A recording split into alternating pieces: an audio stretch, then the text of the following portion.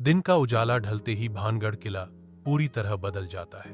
वही जगह जो सुबह इतिहास और पुरातत्व का नमूना लगती है, शाम ढलते ही मानो किसी और ही दुनिया का हिस्सा बन जाती है। कहा जाता है कि जैसे जैसे अंधेरा गहराता है, वैसे वैसे इस जगह की हवा भारी हो जाती है और अचानक ही वातावरण में एक अजीब सी बेचैनी घुल जाती है।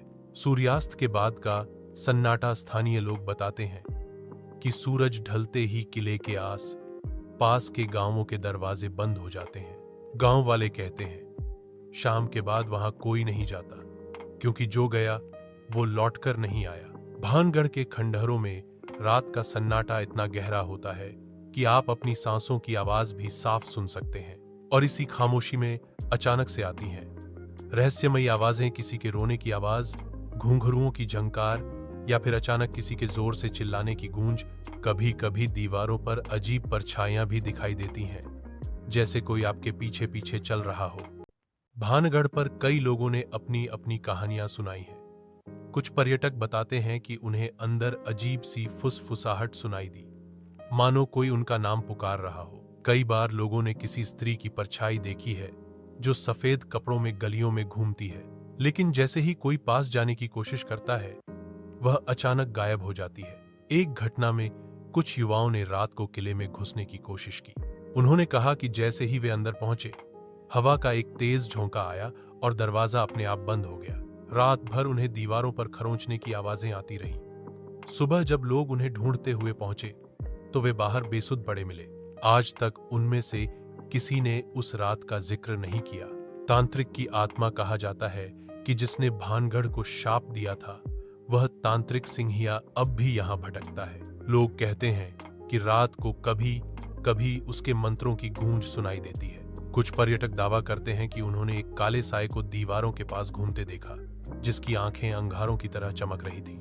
राजकुमारी की आत्मा, स्थानीय लोग मानते हैं कि राजकुमारी रत्नावती की आत्मा भी अब तक इस किले में कैद है।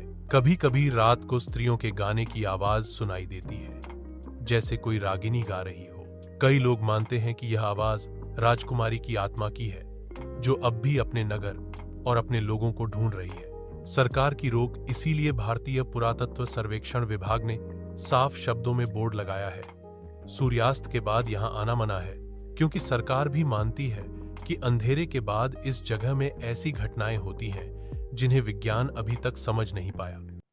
एक रात की कहानी, एक स्थानीय गाइड बताता है कि उसने एक बार गलती से देर तक किले में समय बिता दिया। उसके अनुसार जैसे ही अंधेरा हुआ, उसे अचानक लगा कि कोई उसके पीछे पीछे चल रहा है।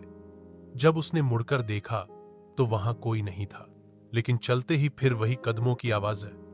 वह डर के मारे भागा और जैसे तैसे गांव तक पहुंचा। उसके बाद उसने कसम खाई कि कभी सूरज ढलने के बाद वहां नहीं जाएगा। वातावरण का असर, भानगढ़ का माहौल ऐसा है कि अगर आप बहुत साहसी भी हों तो भी रात में वहां खड़े होकर आपको पसीना आने लगेगा।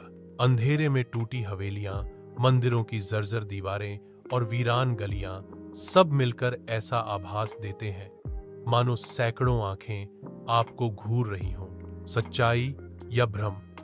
अब सवाल उठता है कि क्या यह सब वाकई आत्माओं का खेल है या फिर केवल हमारा भ्रम? कई वैज्ञानिक कहते हैं कि यह जगह इतनी वीरान और खामोश है कि हमारे दिमाग खुद डरावनी आवाजें और दृश्य गढ़ लेते हैं। लेकिन फिर भी उन लोगों की कहानियां क्या जो कहते हैं कि उन्होंने यहां परछाइयां देखी, फुसफुसाहटें सुनी और चीखें महसूस की। शायद सच्चाई अभी भी इन खंडहरों की दीवारों में कैद है। भानगढ़ किला, जहां रात के अंधेरे में परछाइयां जिंदा हो उठती हैं, जहां हर गली से कोई अनदेखा आपको देखता है और जहां हर पत्थर मानो कहता है, यहां से भाग जाओ वरना तुम कभी वापस नहीं लौटोगे।